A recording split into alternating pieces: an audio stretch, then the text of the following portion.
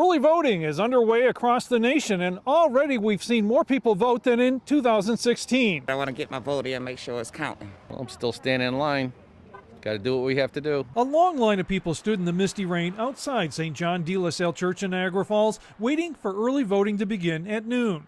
This is one of only 2 early voting locations in Niagara County. Everybody knows who they're going to vote for, and they feel very, very, very strongly about it. Voters here represented a cross-section of the population. Some were first-time voters. Others came with their parents. And veteran voters who have seen many presidential elections were also here, anxious to cast their ballot.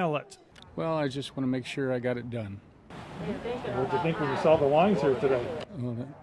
It's nothing. I'm so happy to see them. Even though it took 30 to 40 minutes to get inside, people we talked with liked New York State offering the early voting option. And I knew what I was getting myself into, but it's so important. I knew there was going to be a lot of people coming out. It's wonderful. It's awesome to see this. For some, it was their 3rd try at getting into early voting because the lines were even longer over the weekend.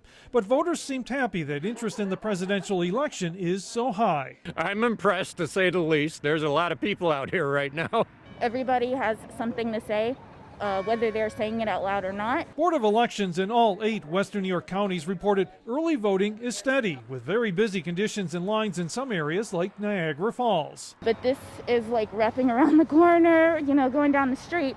So it's interesting to see. Erie and Chautauqua counties broke down the numbers to see who is early voting.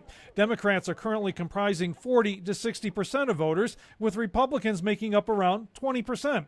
But election commissioners warn not to draw any conclusions yet because early voting continues for several more days, and there's an expectation that many Republicans will head to the polls on Election Day. Early voting will continue across New York State until this Sunday, November 1st. In Niagara Falls, Ed Riley, 7 Eyewitness News.